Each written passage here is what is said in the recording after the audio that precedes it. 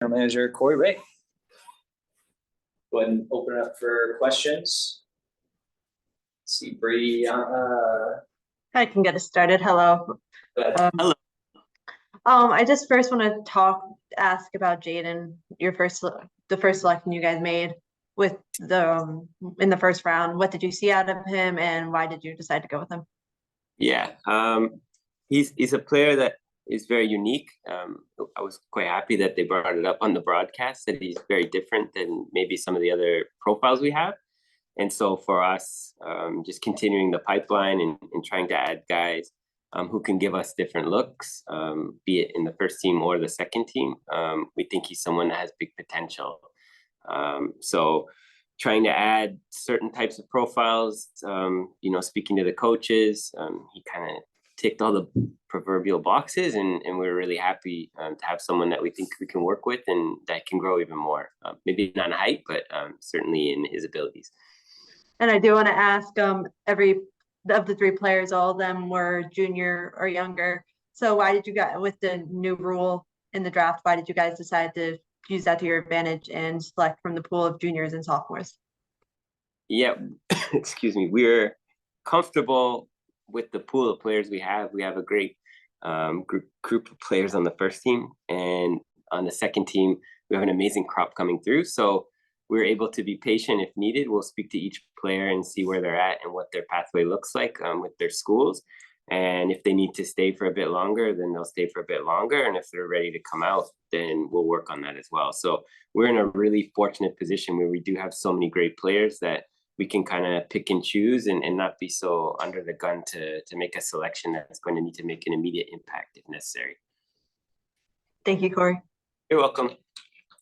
Tyler, go ahead. Corey, just to kind of expand on what you said about the guys, if they're ready to come out of college, if they are, what is that pathway looking like? Are they, are you wanting to put them to Crew 2, or you want to put them in the first team? What's that possibly looking like if they were ready to come out? At this point, it's really hard to say. Let's assume that they can't come out right now. Or don't want to come out, then it's a little bit different than in the past where you have the majority of the players coming in preseason and trying to earn a spot on the first team or the second team. With these players, due to their underclassmen position, they are not able to come and just train with a professional team in a school kind of season until the end of their school year. And so you could see some of these guys maybe get that look to see where they fall in the summertime, if necessary, if they are kind of continuing on the school path. So in previous years, all the guys come in and we see where it shakes out.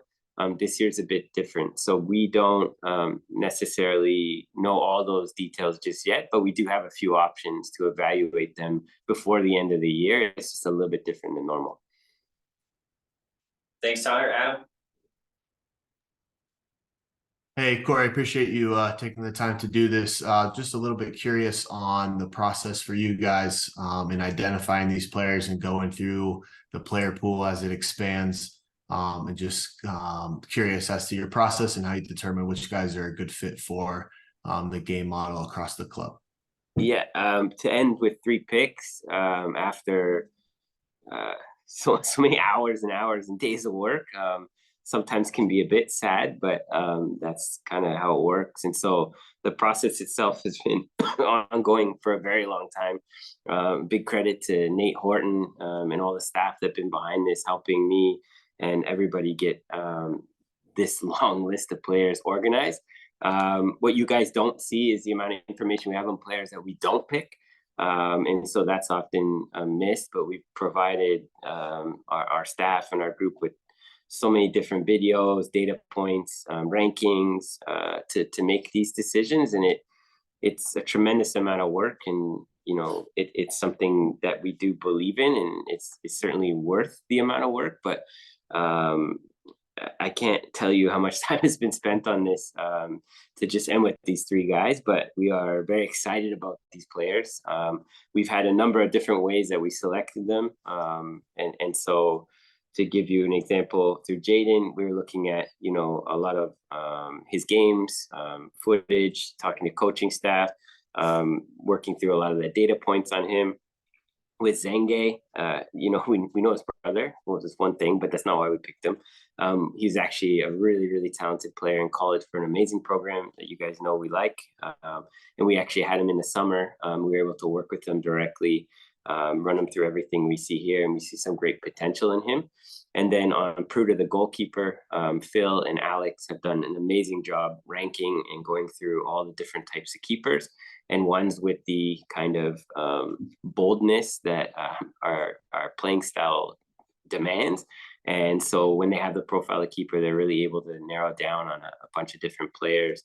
And he fit the bill from what we can see, and we had good conversations with him and his coach. So there's different ways that we kind of compiled these guys, but they all passed, all the different positional profiles and all our metrics, and clearly are solid characters as well. So we're excited about getting them into the fold, and at what point, I'm not sure, but hopefully sooner rather than later.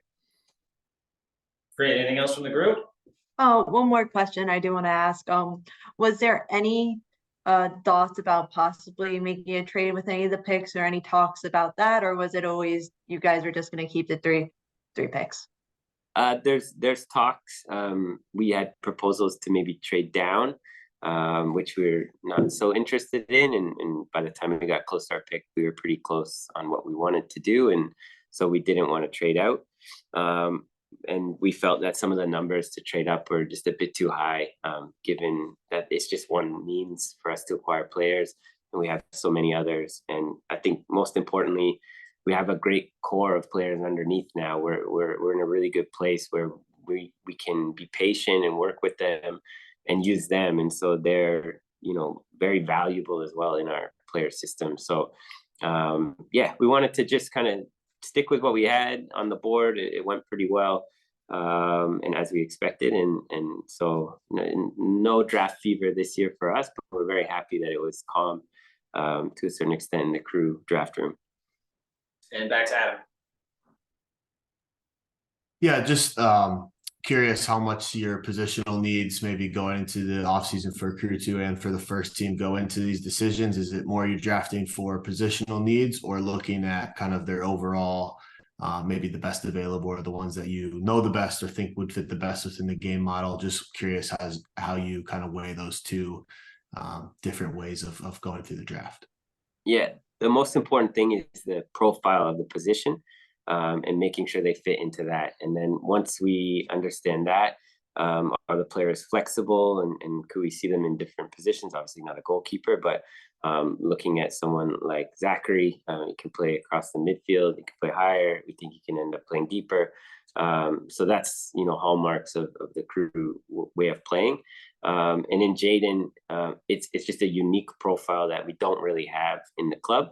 And so it was a good opportunity for us to give it a selection and see what we can make out of it, because those are profiles that are really hard to find. And so it's a mix of everything, but the most important is that there's a profile that the coaching staff, Wilfried, has communicated to us that's important. And then we kind of build out from there. But at pick 29, which is great because that means you win, it's not so much in our control. And so we're kind of moving and kind of seeing what happens with everybody else. And then from there, you get, 3 picks ahead, 2 picks ahead, and you're just trying to make the best decision based on all the work we've done in the previous months and years, actually. Great. I think we're all set. Appreciate y'all joining us. Corey, thanks for the time. Thank you. Thanks, you. Corey. Thanks, guys. Thanks, Corey.